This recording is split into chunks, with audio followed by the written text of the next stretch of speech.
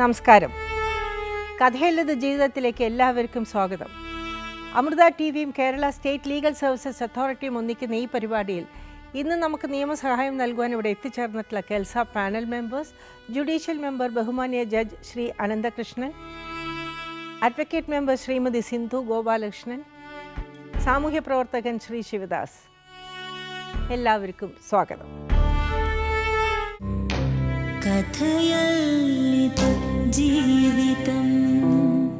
അപ്പം ഞാൻ എന്തരാ ഇത് കിട്ടിയതിനെയും കൊണ്ട് ഞാൻ എൻ്റെ വീട്ടിൽ പോയിട്ട് ഞാൻ പറഞ്ഞു എൻ്റെ മോനെയും തരാൻ പറ്റില്ല, 3 മക്കളും ഒത്ത് തന്നെ വളരണമെന്ന് പറഞ്ഞു. ഇപ്പോൾ സ്കൂളിൽ പോയതിൻ്റെ അന്ന് ഞാൻ ചെന്ന് വിളിച്ചപ്പോൾ ടീച്ചർ പറഞ്ഞ് അത് സ്കൂള് വിട്ടിട്ട് എന്തരെന്ന് വെച്ചാൽ തരും.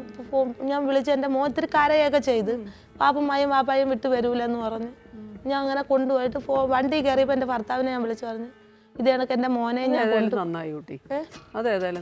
എൻ്റെ മോനെയും ഞാൻ കൊണ്ടുപോകണം, എനിക്ക് എൻ്റെ 3 മക്കളെ എനിക്ക് വേണം, നിങ്ങൾക്ക് 3 ആൺപിള്ളേരുണ്ട്, അപ്പോൾ എനിക്ക് എൻ്റെ മക്കളെ വേണം, എൻ്റെ മക്കൾക്ക് വേണ്ടിയാണ് ഞാൻ ജീവിക്കുന്നത്, എനിക്ക് വേറൊരു ജീവിതവും ഇല്ല, എൻ്റെ മക്കളെ എനിക്ക് വേണം. കല്യാണം കഴിഞ്ഞിട്ട് ഇന്ന് വരെ ഒരു പള്ളിയിലോ ഒരു വിവാഹം വന്നാൽ ഒത്തും ഞങ്ങൾ പോയിട്ടില്ല, ഞങ്ങൾ പ്രത്യേകമാണ് പോണത്. പക്ഷേ അവളാണെങ്കിൽ നിങ്ങളുടെ ഉമ്മയുടെ വീട്ടിൽ നിന്ന്, സജിനയുടെ ഉമ്മയുടെ വീട്ടിൽ നിന്ന് കുട്ടികൾക്ക് സ്കൂളിൽ പോയി വരാൻ പറ്റുമോ? അവിടെ ഇപ്പോൾ 1000 രൂപ വണ്ടി ഫീസും എല്ലാം കൂടെ ഈ 3 പേരും കൂടെ വണ്ടിയിൽ പോക്കോളും. അപ്പം ആ വീട്ടിൽ താമസിച്ചുകൊണ്ട് സ്കൂളിൽ പോകും.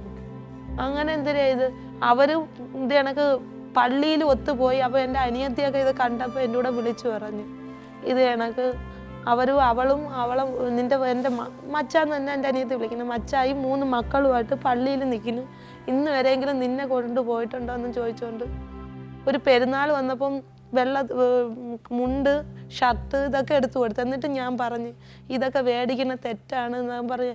അത് അവിടുത്തെ ആ ചെറുക്കൻ്റെ കൂടെ ഞാൻ ഒരു ഷർട്ട് ചോദിച്ചപ്പോൾ എടുത്ത് തന്നതാണെന്ന്. എന്നിട്ട് ഞാൻ വഴക്ക് പറഞ്ഞു ഇതൊന്നും മേടിക്കരുത്, ഒരു പെരുന്നാളായാലും ഞാൻ ആർക്ക് എടുത്തില്ലെങ്കിലും ഞാൻ വേറെ ചെയ്ത് എൻ്റെ ഭർത്താവിനും എൻ്റെ കുട്ടികൾക്കും ഞാൻ എടുക്കും. ഞാൻ ഒരു തുണി പോലും മേടിച്ചില്ലെങ്കിലും ഞാൻ ആ വീട് നല്ലോണം കൊണ്ട് പോയി. എൻ്റെ ഭർത്താവിനെ എപ്പോഴും എനിക്ക് വിശ്വാസമില്ല, എൻ്റെ ഭർത്താവ് ഇങ്ങനെ പോകുമെന്ന് ഒരു വിശ്വാസവും എനിക്കില്ലായിരുന്നു. പക്ഷെ അവള് എൻ്റെ കൂടെ ഇരുന്നിട്ടാണ് അവളെ എൻ്റെ കൂടെ.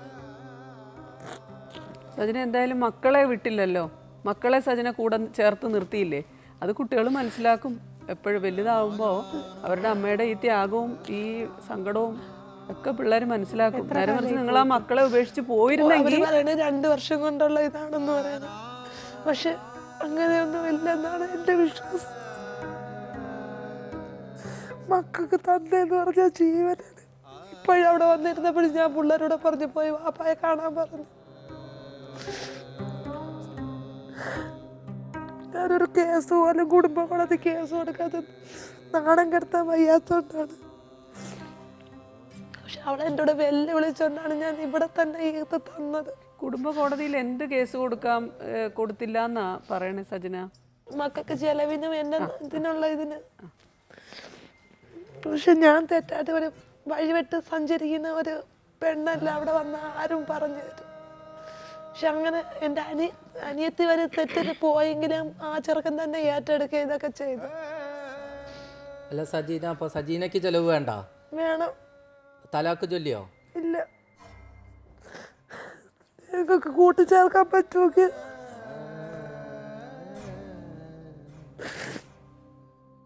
പോയിട്ട് ആ കുട്ടിയുടെ കൂടെ താമസിക്കാൻ തുടങ്ങിയിട്ട് ഇപ്പം എത്ര കാലം? 1 മാസത്തോളമായി.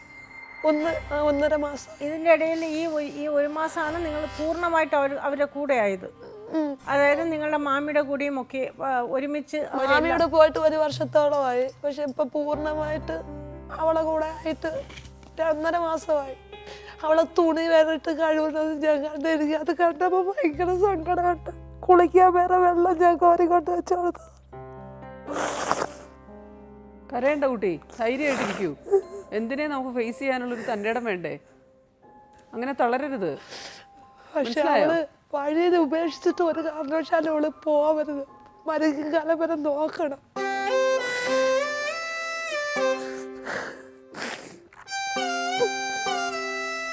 അയാള് ആ കുട്ടീനെ ഉപേക്ഷിച്ച് നിങ്ങളുടെ കൂടെ വരും എന്ന് നിങ്ങൾക്ക് തോന്നുന്നുണ്ടോ? ഇല്ല, വരില്ല.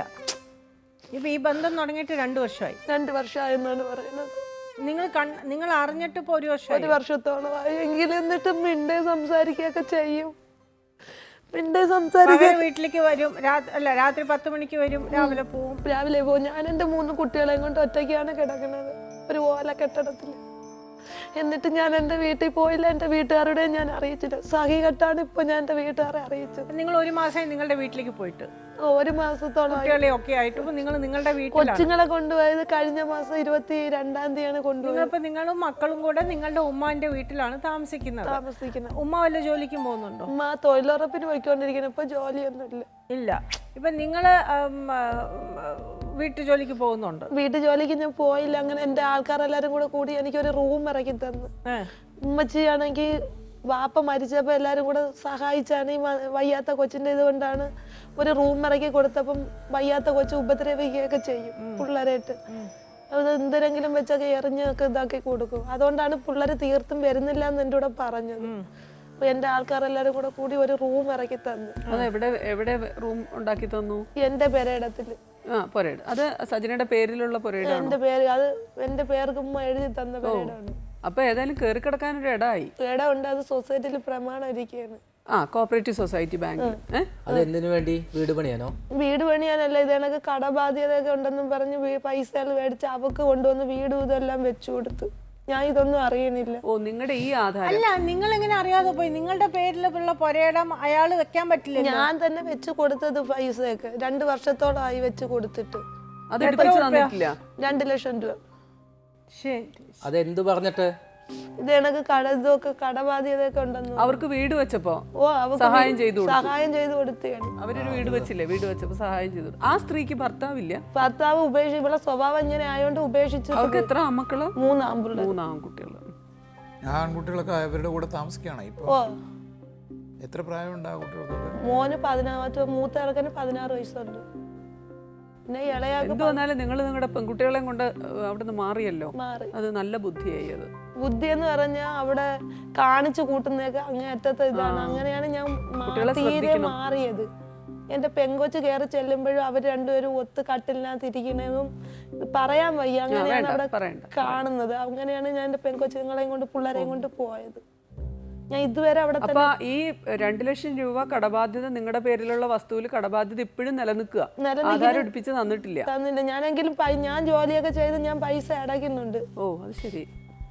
പിന്നെ അവിടുന്ന് ഒരാൾക്കുള്ള 30. ഇനി എത്ര രൂപയുണ്ട് കടം? ഇനി ഒരു 1.5 ലക്ഷം രൂപ ഉണ്ട്. അപ്പൊ നിങ്ങളുടെ ഈ ഒരു എത്ര സെന്റ് സ്ഥലം ഉണ്ടത്? ഇത് 10 സെന്റ് പെരയിടമാണ് തന്നത്. അതിൽ 2.5 സെന്റ് പെരയിടം വിറ്റായിരുന്നു മുമ്പ്. അതിൽ വിറ്റ് എന്റെ മാമിയുടെ ഇത്തിരി പൈസ കിടപ്പുണ്ട്. അത് തന്നോ? തിരിച്ച് തന്നില്ല. അതെന്താ ചോദിച്ചല്ലേ? ചോദിച്ചു. അതെന്റെ ഉമ്മയാണ് കൊടുത്തേക്കുന്നത്. അതെന്റെ മാമി പറഞ്ഞു എന്നായാലും എന്റെ പെങ്കൊച്ചു. അത് എത്ര രൂപയുണ്ട്? 15 രൂപ. 15,000. 15,000 രൂപ. അത് വാങ്ങിക്കണം. എന്നായാലും കൊച്ചിന്റെ കാലത്ത് കൊടുക്കുമെന്നാണ് പറഞ്ഞത്. അപ്പൊ ഉമ്മ പറഞ്ഞു ഇങ്ങനെയൊക്കെ ആയോണ്ട് അത് വേണ്ട, തന്നാലേ. ഇപ്പൊ 7.5 സെന്റ് സ്ഥലവും ഒരു മുറിയുണ്ട് നിങ്ങൾക്ക് അല്ലേ? കയറി കിടക്കാൻ ഒരു ഇടം. അത് എന്റെ ആൾക്കാരെല്ലാരും കൂടെ വെച്ച് തന്നു. ഇന്നലെയാണ് പണി തീർന്നത്. അടച്ചുറപ്പുള്ള വീടാണോ? ഷീറ്റൊക്കെ ഇട്ട് തന്ന് വാതിലും ജനലും ഒക്കെ എല്ലാം വെച്ച്. ഒരു ജനലും ബാത്റൂം, പഴയ ബാത്റൂം വൃത്തിയാക്കി തന്നു. ഇപ്പൊ നിങ്ങൾക്ക് ആവശ്യം എന്താണ്? എന്റെ കുട്ടികൾക്കും ചെലവിന് കിട്ടണം, എനിക്കും കിട്ടണം. അത്രേ ഉള്ളൂ. പിന്നെ എൻ്റെ പൈസകൾ മേടിച്ചിട്ടുണ്ട്. ആ പൈസകളും തരണം. പിന്നെ എൻ്റെ ഭർത്താവ് എൻ്റെ കൂടെ വരാൻ താല്പര്യം ഉണ്ടെന്നുണ്ടെങ്കിൽ എനിക്ക് വന്നതും പോയതും എല്ലാം തെറ്റും ഞാൻ ക്ഷമിക്കാനും പൊറുക്കാനും തയ്യാറ് തന്നെ. പക്ഷെ ഞാൻ എന്തായാലും 16 നാട്ടിലോട്ട് ആ പെണ്ണിന്റെ അടുത്തോട്ട് ഞാൻ പോകൂല. ഒരു വീട് നേരത്തെ താമസിച്ചിരുന്ന അവിടേക്ക് പോകൂല. ഒരു വീട് വാടകയ്ക്ക് എടുക്കുക. നിങ്ങൾക്കൊരു വീടില്ലേ? അവിടെ വരുവാണെങ്കിലും ഞങ്ങൾ താമസിക്കാൻ. അല്ലെങ്കിലും വേറെ വാടകയ്ക്ക് വീടെടുത്ത് അയാൾക്ക് അവിടെ വന്ന് താമസിക്കാൻ ബുദ്ധിമുട്ടുണ്ടെങ്കിൽ വേറെ വീട്ടിൽ വാടകയ്ക്ക് എടുത്ത് ഇവര് ഭാര്യ മക്കളെ നോക്കി നല്ല നിലയ്ക്ക് പോവുകയാണെങ്കിൽ. എത്ര ദൂരമുണ്ട് ഇപ്പൊ നിങ്ങൾ വെച്ച വീടും നേരത്തെ താമസിച്ചുകൊണ്ടിരുന്നിടമായിട്ട്? അയാളുടെ മാമിയുടെ വീടും. മാമിയുടെ 33 രൂപയുടെ ഇതുണ്ട് ടിക്കറ്റ്. ബസ് നല്ല ദൂരമുണ്ട്. അപ്പം അവിടെ വിട്ടുപോകുന്ന ഒരു വ്യത്യാസം വരാം അല്ലേ? അയാളുടെ ജോലിയുടെ സ്വഭാവം എന്താ? മേശിരി പണിയായിരുന്നു ജോലി. മേശിരി പണി, മേസ്തിരി പണി. ഇപ്പൊ ജോലിക്കൊന്നും പോണില്ലെന്നാണ് ഞാൻ അറിഞ്ഞത്. അപ്പൊ ആ ജോലി നിങ്ങൾ ഇവിടെ താമസിക്കുന്നിടത്താണെങ്കിലും കിട്ടില്ലേ? ജോലിക്ക് പോകാതെ അയാൾ എങ്ങനെ ജീവിക്കുന്നേ? ഇപ്പൊ ഈ ഉമ്മായാണ് ഈ മോനെ ഇങ്ങനെ പാഴി കളഞ്ഞവർക്ക് എന്റെ മാമിക്ക് പ്രസവ എടുപ്പാണ് ജോലി. അതിന് നല്ല പേയ്മെന്റ് കിട്ടുമല്ലോ. ജോലി ചെയ്തിട്ട് വന്ന് ഈ മോൻ ചോദിക്കുന്ന പൈസകളൊക്കെ ഒരുപാട് കൊടുക്കുകയും എടുക്കുകയും ചെയ്യും. ഈ മോനെ പാഴി കളഞ്ഞതേ ഈ ഉമ്മായാണ്. നമ്മളൊരു കുടുംബമായിട്ട് ജീവിക്കുന്നത് എൻ്റെ അമ്മാവിക്ക് ഇഷ്ടമല്ല, പക്ഷെ മൂത്ത മോൻ ജീവിക്കുന്ന ഇഷ്ടമാണ്. ഈ മാമിയെ കുറിച്ചല്ലേ നേരത്തെ? എൻ്റെ മക്കൾക്ക് കൊടുക്കുകയും എടുക്കുകയും ഇതൊക്കെ ചെയ്യും. പക്ഷെ വാത്സല്യം കൊണ്ട് ഈ നമ്മൾ ഒന്നിച്ച് അല്ലെങ്കിൽ എൻ്റെ മാമിക്ക് പറഞ്ഞ് തിരുത്താം ഇതൊക്കെ ആവാം. ഇവര് പറഞ്ഞതിൽ ഒരു വിരോധാഭാസം ഉണ്ട്. ആ മാമിയാണ് പലപ്പോഴും ചൂടായിരിക്കുന്നത് ഈ ബന്ധത്തില്. ഇവര് പോലീസ് സ്റ്റേഷനിൽ വരുമ്പോഴും അവര് തിരുത്താൻ ശ്രമിക്കുന്നുണ്ടാവില്ലായിരിക്കും എന്ന് പറഞ്ഞാൽ ഞാൻ പറഞ്ഞിട്ട് എൻ്റെ മാമി എന്തൊരു ചെയ്തെന്നറിയാമോ? ഇവളെ വിളിച്ച് കയറ്റുകയും സഹകരിക്കുകയും ഇതൊക്കെ എടുക്കുകയും ചെയ്യുന്നുണ്ട്. ഇന്ന് ആ മാമി എനിക്കൊപ്പം നിന്നിരുന്നെങ്കിൽ എന്നെ എൻ്റെ 3 മക്കളെ ആ മാമിക്ക് കിട്ടിയ 3 സെന്റിനകത്ത് പിടിച്ച് അണച്ചിരുന്നെന്നുണ്ടെങ്കിൽ ഞാൻ ഇന്ന് എൻ്റെ വീട്ടിൽ പോകേണ്ട കാര്യം വരൂല. എൻ്റെ മക്കളെ നോക്കും, എൻ്റെ ഭർത്താവിനെ നോക്കും, പക്ഷെ ഞാൻ വേറെ എവിടെയെങ്കിലും നിന്ന് ജോലി ചെയ്തോണം. അതാണ് എൻ്റെ മാമിയുടെ ഇത്. എന്നെ ഇന്ന് വീട് വെച്ചിട്ട് എൻ്റെ മാമി കൊണ്ടുപോകുന്നു. അത് പഞ്ചായത്തിൽ നിന്ന് എന്തെങ്കിലും, പഞ്ചായത്തിൽ നിന്ന് ഇപ്പോൾ വീടുണ്ട്, അത് വെച്ച് ഏതെങ്കിലും കാലത്ത് വെച്ചിട്ട് എന്നെ എൻ്റെ 3 മക്കളെയും വിളിക്കാമെന്ന്. അതുവരെ എൻ്റെ മോൻ അവിടെ പൊയ്ക്കോട്ടെ, നീ ഇപ്പോഴാണ് അറിഞ്ഞതെന്നാണ് എൻ്റെ കൂടെ ചോദിക്കുന്നത്. അമ്മക്ക് നേരത്തെ അറിയാമോ? എൻ്റെ മാമിക്ക് ഈ ഇത് ഞാൻ അറിഞ്ഞ കാലം തൊട്ടേ എൻ്റെ മാമിയോടെ പറഞ്ഞിട്ട് എൻ്റെ മാമി വിശ്വസിച്ചിട്ടില്ല. അവളെ വീട്ടിൽ വേവിക്കുന്ന ആഹാരം മൊത്തം എൻ്റെ മാമിക്ക് കൊണ്ട് കൊടുക്കുകയും എടുക്കുകയും ചെയ്യും. എൻ്റെ മാമി എൻ്റെ മക്കളെ അവിടെ വിടാതെ ഇരുന്നിരുന്നെങ്കിൽ ഞാൻ എൻ്റെ മാമിയെ ബഹുമാനിച്ചേനെ. എൻ്റെ മാമിയോടെ എനിക്ക് ബഹുമാനം ഉണ്ട്, ഇല്ലെന്ന് ഞാൻ പറയണില്ല. ഞാൻ ജോലിക്ക് പോയപ്പോൾ എൻ്റെ മാമിയുടെ അടുത്താണ് എൻ്റെ മക്കളെ ആക്കിയിട്ട് പോയത്. എന്തുകൊണ്ട് എൻ്റെ മക്കളെ മാമി അവരെ വീട്ടിൽ വിട്ടത്? അപ്പോൾ ചോദിച്ചപ്പോൾ എൻ്റെ മോൻ നിൽക്കുന്നിടത്തല്ല, മോൻ പലയിടത്തും പോവും. അത് കണക്ക് എൻ്റെ പെൺകൊച്ചിനെ, എൻ്റെ മോനെ, എൻ്റെ പൊടിക്കൊച്ച് 24 മണിക്കൂർ അവിടെയാണ്. ഇതേ കണക്ക് ഞാൻ പോയതിൻ്റെ പിറ്റേന്ന് അവർ ഭാര്യ സൂക്ഷിക്കേണ്ടതെല്ലാം ആ കുട്ടി സൂക്ഷിക്കുന്നുണ്ട്, സൂക്ഷിക്കാൻ അറ്റ്ലീസ്റ്റ് ശ്രമിക്കുന്നുണ്ട് സജിന കേട്ടോ. അപ്പൊ ഞാൻ ജോലിക്ക് നിന്നപ്പോൾ അവിടെ ഉള്ള ആൾക്കാർ മൊത്തം എൻ്റെ കൂടെ വിളിച്ച് പറഞ്ഞു, നീ ജോലി ചെയ്യണ്ട, നീ കയറി വാ എന്ന് പറഞ്ഞ് അങ്ങനെ വിളിച്ചെന്ന് പറഞ്ഞാൽ അവിടെ ഉള്ള ആൾക്കാരെല്ലാം കണ്ട് സഹി കെട്ട് വിളിച്ചതാണ്. നിനക്ക് നിന്റെ ഭർത്താവോ നഷ്ടപ്പെട്ടു, ഈ 3 മക്കളും കൂടെ നഷ്ടപ്പെടരുതെന്ന് പറഞ്ഞു. ഞാൻ അങ്ങനെയാണ് ഇപ്പം നിപ്പിൽ എൻ്റെ മോനെ സ്കൂളിൽ നിന്നാണ് ഞാൻ പിടിച്ചോണ്ട് പോയത്. മംഗലാരം പോലീസുകാർ പറഞ്ഞ് കുടുംബ കോടതി കൊണ്ടുവന്ന് കേസ് കൊടുത്ത് മക്കൾക്ക് വരാൻ താല്പര്യം ഉണ്ടെങ്കിൽ ഞാൻ പറഞ്ഞ് പറ്റൂലെന്ന് പറഞ്ഞു. ഞാൻ പെറ്റിട്ടുണ്ടെങ്കിൽ എൻ്റെ മക്കളെ 3 പേരെ ഞാൻ കൊണ്ടുപോകുന്നു. എൻ്റെ മോനെ ഞാൻ കൊണ്ടുപോയി പറഞ്ഞ് മനസ്സിലാക്കി അവിടെ സ്കൂളിലും ആക്കി പള്ളിയിലും ആക്കി. എൻ്റെ 3 മക്കളും പഠിക്കാൻ പോകുന്നു. ഇതിങ്ങനെ തന്നെ അവരമ്മ ചെയ്യണ്ടേ. ഞാൻ അവിടെ വിട്ടുകൊടുത്തില്ല. പക്ഷെ എൻ്റെ മാമി ഏൽപ്പിച്ചിട്ട് 1 മാസം ചെയ്ത തെറ്റാണ്. ഞാൻ ഇന്ന് വരെ എൻ്റെ വിവാഹം കഴിഞ്ഞിട്ട് 13 വർഷം ആവാൻ പോണ്. 1 മാസം ഞാൻ ചെയ്ത തെറ്റ് തന്നെ മാഡം. ഞാൻ മാറി നിന്ന് ജോലിക്ക് പോയി. മാമിയെ വിശ്വസിച്ച് ഞാൻ പോയതാണ്. പക്ഷെ എൻ്റെ മാമി എൻ്റെ മക്കളെ പിടിച്ച്, എൻ്റെ ഭർത്താവ് പോയാലും ശരി തന്നെ, എൻ്റെ മാമി എൻ്റെ മക്കളെ പിടിച്ച് അണയ്ക്കുമല്ലോ എന്നും പറഞ്ഞാണ് ഞാൻ ചെയ്തത്. പക്ഷെ ചെയ്തത് തെറ്റെന്ന് എനിക്കിപ്പോൾ ബോധ്യമായി. അവളെ ഞാൻ ജോലിക്ക് നിന്ന സ്ഥലത്ത് എന്നെ വിളിച്ച് ഭീഷണിപ്പെടുത്തിക്കൊണ്ട് നിന്നു. നിന്റെ ഭർത്താവ് കുട്ടികളെ ചോദിച്ചു വരുന്നുണ്ടോ? ആര്? ഭർത്താവിനെയും കിട്ടൂല, ഈ 3 കുട്ടികളെ എനിക്ക് കിട്ടൂലെന്ന് പറഞ്ഞു. അങ്ങനെയല്ല ചോദിച്ചത്. ഭർത്താവ് ഇപ്പൊ നിങ്ങൾ വേറെയാണല്ലോ 1 മാസമായിട്ട്. ഇല്ല, ഇതുവരെ വിളിച്ചിട്ടുമില്ല, ചോദിച്ചിട്ടുമില്ല, വന്നിട്ടുമില്ല. എൻ്റെ മോളൂടെ പറഞ്ഞ് എൻ്റെ ബന്ധത്തിലുള്ള ഫോണിൽ നിന്ന് ആരെന്നും വിളിക്കുക ചെയ്യരുത്. ഞാൻ പറഞ്ഞു എൻ്റെ മാമിയോ എൻ്റെ ഭർത്താവോ എൻ്റെ മക്കൾക്ക് ചെലവിന് തരാതെ എൻ്റെ വീട്ടിനകത്ത് വരരുതെന്ന് പറഞ്ഞു. മക്കൾക്ക് ചെലവിന് വെച്ചിട്ട് കോടതി എന്തായാലും കാണിക്കുക ഇതാക്കുമല്ലോ, അപ്പം വന്ന് കണ്ടോളാം ഞാൻ പറഞ്ഞു. നിങ്ങൾക്ക് ബന്ധം വേർപിരിയണം എന്നുണ്ടോ? എനിക്ക് ഒട്ടും ഇഷ്ടമല്ല. എനിക്ക് 2 പെൺകുട്ടികൾ ഇരിക്കുകയാണ്, പിന്നെ എനിക്കൊരു മോനുണ്ട്. എൻ്റെ മോൻ്റെ കൂടെ വരെ പറഞ്ഞാണ് ആ ഇളയ ചെറുക്ക സ്കൂളിൽ ചെന്ന് എൻ്റെ ഇതിപ്പം എനിക്കറിയില്ല ഇത് എങ്ങനെയാ പോവാന്ന് വെച്ചാൽ ഇവരുടെ സമുദായത്തിലെ വേറെ തന്നെ നിയമങ്ങളുമാണ്, നമ്മളുടെ വേറെ നിയമങ്ങളാണ്. ഇന്ത്യൻ പീനൽ കോഡ് വേറെ തന്നെയാണ്. ഇതിപ്പോ എങ്ങനെയാണ് ഇത്? അപ്പൊ അയാളിപ്പോ വരൂല, അത് തീർച്ച ഉറപ്പ്, എനിക്ക് ഉറപ്പ് തന്നെ. നമ്മൾ ശാഠ്യം പിടിച്ചാലും വരൂല. അവരെ ആ പെണ്ണിനെ നിങ്ങൾക്ക് ഇപ്പം അപ്പൊ അങ്ങനെയാണെങ്കിൽ നമുക്കിപ്പോ അയാൾ വരില്ല. ഞാൻ തീർച്ചയായിട്ടും നിങ്ങളെ ഒരുമിപ്പിക്കാൻ ഞങ്ങൾക്ക് ബാധ്യസ്ഥരാണ്, ശ്രമിക്കാതിരിക്കാൻ പറ്റില്ല, ക്ഷമിക്കും. പക്ഷെ ഞാൻ ഒരു കാര്യം ചോദിക്കുന്നത്, നിങ്ങളിപ്പോൾ എനിക്ക് വ്യക്തമായിട്ട് അറിയാം, നിങ്ങൾ എത്ര പവൻ്റെ പണ്ടം കൊണ്ടാണ് പോയത്? 10 പവൻ്റെ ഉരുപ്പടി. എത്ര പണ സ്ത്രീധനമായിട്ട് കൊടുത്തത്? 60,000 രൂപ. ഇത് രണ്ടും നിങ്ങൾക്ക് തിരിച്ചു കിട്ടണം. തീർച്ചയായിട്ടും കിട്ടണം. പിന്നെ വേറെ എന്തൊക്കെയാണ് നിങ്ങൾക്ക് വേണ്ടത്? പിന്നെ ഞാൻ പലിശയ്ക്ക് ഇത്തിരി ഒരു 10,000-40,000 രൂപ എടുത്തു കൊടുത്ത് അത് കിട്ടണം. പക്ഷെ വീടിന്റെ കാര്യോ? വീട്ടിന്റെ ഇതിന്റെ പൈസ എനിക്ക് കിട്ടണം. 1.5 ലക്ഷം. 1.5 ലക്ഷം രൂപ അവള് വെല്ലുവിളിച്ച് പറഞ്ഞു. 2 ലക്ഷം. 50,000 രൂപ ഞാൻ അടച്ചു. അല്ല, അത് അവർക്ക് കൊടുത്ത പൈസയല്ലേ, അത് കുട്ടി അടയ്ക്കേണ്ടതല്ലോ. അതെ. അല്ല, വെല്ലുവിളിച്ച് പറഞ്ഞത് എന്താ? വെല്ലുവിളിച്ച് ആ സ്ത്രീ എന്നെ എൻ്റെ കൂടെ വെല്ലുവിളിച്ച് പറഞ്ഞാണ്, ഷിജാമിന് എവിടെ ബാധ്യത ഉണ്ടെങ്കിൽ ആ ബാധ്യത മൊത്തം ഞാൻ തീർത്തിരിക്കുമെന്ന്. അവളെ 10 സെന്റ് പെരേടം വിട്ടെങ്കിലും എൻ്റെ ബാധ്യത തീർക്കുമെന്ന് പറഞ്ഞു. അല്ലെങ്കിൽ ഞാൻ വിചാരിച്ചു ഞാൻ ഒന്നിനും ഇറങ്ങൂലായിരുന്നു. ഞാൻ ജോലിക്ക് നിൽക്കുമ്പോഴും അവൾ വിളിച്ച് എൻ്റെ കൂടെ പറഞ്ഞാണ്, കഴിഞ്ഞ പെരുന്നാളൊക്കെ നിങ്ങൾ അടിപൊളിയായിട്ട് ആഘോഷിച്ചില്ല, ഈ പെരുന്നാളിന് ഞാനും എൻ്റെ 6 മക്കളും എൻ്റെ ഭർത്താവുമായിട്ട് ആഘോഷിക്കുമെന്ന്. പക്ഷെ അത് റബ്ബ് ഇതാക്കിയില്ല. ആ പിറ്റേ ദിവസം പെരുന്നാളിൻ്റെ തലയ്ക്കും ദിവസം വീണ്ടും പോലീസ് പിടിച്ചു എൻ്റെ ഭർത്താവിനെ. കഞ്ചാവ് കേസിനെന്നും പറഞ്ഞുകൊണ്ട് പിടിച്ചു. കഞ്ചാവ് കേസിനെന്നും പറഞ്ഞുകൊണ്ട് പിടിച്ചു. കഞ്ചാവ് വിൽപ്പനയ്ക്കെന്നും പറഞ്ഞു. അത് ഇല്ലായിരുന്നു, ഇതൊന്നും ഇല്ലായിരുന്നു, വെറുതെ പറഞ്ഞതാണ്. എന്ന് പറഞ്ഞാൽ ഇവര് ആ ഇത് കൂട്ടുമായിട്ട് ബന്ധം ഉണ്ടായിരുന്നു. അതൊരു വെട്ട് കേസിന് ഈ എന്നൊക്കെ പറയുന്ന വ്യക്തികളുമായിട്ട് ഇവർക്ക് സഹകരണം ഉണ്ടായിരുന്നു. അപ്പം എൻ്റെ മാമിയുടെ വീട്ടിലായിരുന്നു ഈ പയ്യന്മാരൊക്കെ താമസിക്കുകയും എടുക്കുകയും ചെയ്യുന്നത്. മാമി വേവിച്ചും പിറക്കി ചോറൊക്കെ വെച്ച് കൊടുക്കുകയൊക്കെ ചെയ്യുമായിരുന്നു. ഇത് കണ്ടപ്പോൾ ഞാൻ പറഞ്ഞു, ഒരു ദിവസം എൻ്റെ വീട്ടിൽ വന്നപ്പോൾ ഞാൻ പറഞ്ഞു, എൻ്റെ ഭർത്താവ് കൊണ്ടുവന്നപ്പോൾ ഞാൻ പറഞ്ഞു, ഇവിടെ ഇതിനകത്ത് ആരെയും കൊണ്ടുവരാൻ പറ്റൂല, എനിക്ക് 2 പെൺപിള്ളേരിക്കുന്നു, ഞാനും ഒരു ചെറുപ്പക്കാരിയായ ഒരു പെങ്കൊച്ചാണ്, ഇതിനകത്ത് ആരെയും കൊണ്ടുവരരുതെന്ന് പറഞ്ഞു. എൻ്റെ മാമി തന്നെ ഈ വന്ന പയ്യന്മാർക്ക് മൊത്തം ആഹാരങ്ങളൊക്കെ വെച്ച് കൊടുക്കുകയും എടുക്കുകയൊക്കെ ചെയ്തിട്ടുണ്ട്. എനിക്കിപ്പോൾ മേഡത്തിൻ്റെ കൂടെ കള്ളത്തരം പറയണ്ട, ഞാൻ എൻ്റെ മക്കളെ ഞാൻ മേളിലോട്ട് വിടൂലായിരുന്നു. അങ്ങനെ എന്തിനു ചെയ്ത് അവിടെ ഉള്ള ആൾക്കാർ എല്ലാവരും കൂടെ കൂടി ഇവരെ അവിടുന്ന് അടിച്ചോട്ടിച്ചു.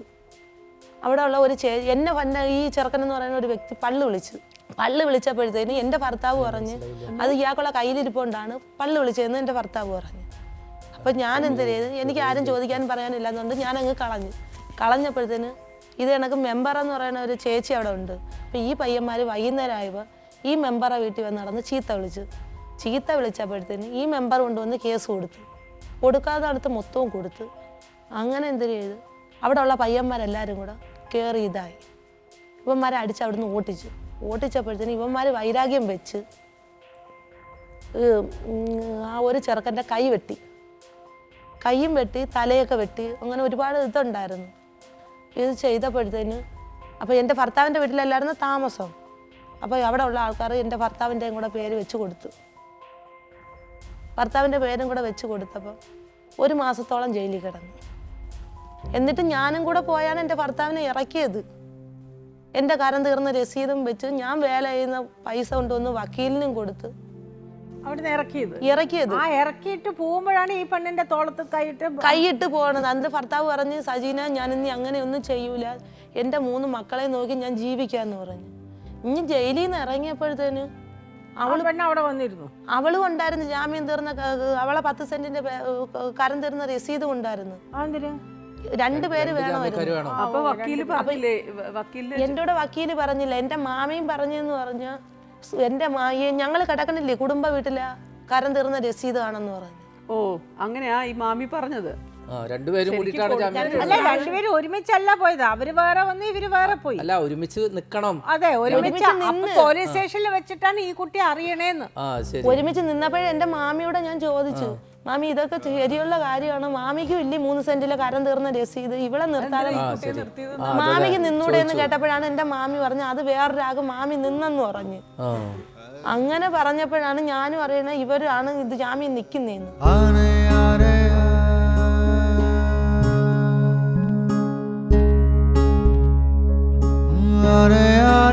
ഇവര് ഒന്നിച്ച് തന്നെ ബസ് സ്റ്റോപ്പിൽ ചെന്ന് നിൽക്കുകയും എടുക്കുകയൊക്കെ ചെയ്യണം.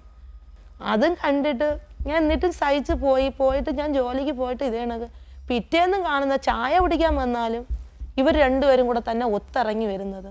അല്ലെങ്കിൽ ഇവർക്ക് എന്തൊരു വേണം, എൻ്റെ കണ്ണു മുമ്പിൽ കാണിക്കാതെ അവർക്ക് എങ്ങോട്ടോ മാറിയ തിരിഞ്ഞോ എൻ്റെ മുമ്പിൽ കൂടെ തന്നെ തോളത്ത് കൈ ഇട്ടുകൊണ്ട് ഇവർ നടക്കുകയും പോവുകയും ചെയ്യുന്നത്. എന്നെ ഒരു 3 വർഷം കൊണ്ട് ഞങ്ങൾ തമ്മിൽ അത്ര രസത്തിലല്ല സാറേ. രസത്തിലല്ലെന്ന് വെച്ച് കഴിഞ്ഞാൽ എനിക്ക് ഈ ഡിസ്കിൻ്റെ കംപ്ലയിൻ്റ് ആയെന്ന് അറിഞ്ഞു അതിനുശേഷം എൻ്റെ അടുത്ത് വലിയ മമതയൊന്നുമില്ല. ഒരു ഭർത്താവ് എന്നുള്ള രീതിയിലോ വേറുള്ള രീതിയിലോ ഒരിതുമില്ല. അവർക്ക് എപ്പോഴും പണത്തിൻ്റെ കാര്യങ്ങൾ മാത്രമേ ഉള്ളൂ. ഇപ്പോൾ തന്നെ ഇതെല്ലാം കൂടെ ആയപ്പോൾ തന്നെ 5 സ്ഥലത്തങ്ങണ്ടായി ഗ്യാസ്. മംഗലാപുരം സ്റ്റേഷനിലാണ് ഫസ്റ്റിലെ ഗ്യാസ് കൊടുക്കുന്നത്. അവിടെ വിളിച്ച് എല്ലാ കാര്യങ്ങളും പറഞ്ഞ് നിങ്ങൾ കോടതി വഴി പോയിക്കോന്ന് പറഞ്ഞു വിട്ടതാണ്. ഭർത്താവ് മറ്റൊരു സ്ത്രീയുടെ കൂടെ പോയി ജീവിക്കുമ്പോൾ ഇവരെന്ത് ചെയ്യണമായിരുന്നു എന്നാ പറയണത്? അല്ല, അതിൽ ഞാൻ ഒന്ന് കുറ്റപ്പെടുന്നില്ല സാറേ. എന്നുവെച്ചാൽ എനിക്ക് ആ സ്നേഹം എവിടെ നിന്ന് കിട്ടിയോ ആ സ്നേഹത്തോടുള്ള ഞാൻ പോയുള്ളൂ. നിങ്ങൾ പറഞ്ഞത് ആ പിറന്നാളിന് നിങ്ങൾ പണം നിങ്ങളുടെ മകളുടെ പണയം വെച്ച് ആ പൈസ പിറന്നാൾ ആഘോഷിക്കാൻ വേണ്ടി അവർക്ക് കൊടുക്കുകയാണ്. അവർക്ക് കൊടുത്തു. അത് പിന്നെ അത് ചോദിച്ചതിന് ഇവർക്ക് അടിവരെ കിട്ടിയിട്ടുണ്ട്. പറയണ മൊത്തം ഭൂരിപക്ഷം നുണയാണ്. എന്റെ ഭാഗത്ത് അല്ല, ഈ പറഞ്ഞ സംഭവം നുണ തന്നെ, പച്ച നുണ. ഒരു കഥ അയാൾ ഉണ്ടാക്കി പറഞ്ഞത് തന്നെ. എന്തുകൊണ്ട് എന്റെ മാമീനെ ഇവിടെ കൊണ്ടുവന്നില്ല? ആ പറഞ്ഞ പെണ്ണിനെ കൊണ്ട് ആ പരാതിയിൽ ഞാൻ എഴുതിയിട്ടുണ്ടായിരുന്നു. ആ വ്യക്തി എന്റെ അമ്മാവിയും ഇവിടെ വരണമായിരുന്നു. എന്തുകൊണ്ട് കൊണ്ടുവന്നില്ല? നിങ്ങളുടെ അഭിപ്രായങ്ങളും നിർദ്ദേശങ്ങളും ഞങ്ങളെ എഴുതിയും അറിയിക്കാം. വിലാസം: പ്രൊഡ്യൂസർ, കഥയില്ലത് ജീവിതം, അമൃത TV, ഗാന്ധിനഗർ, വഴുതയ്ക്കാട്, തിരുവനന്തപുരം 14. ഇമെയിൽ: ജീവിതം@amൃതtv.com.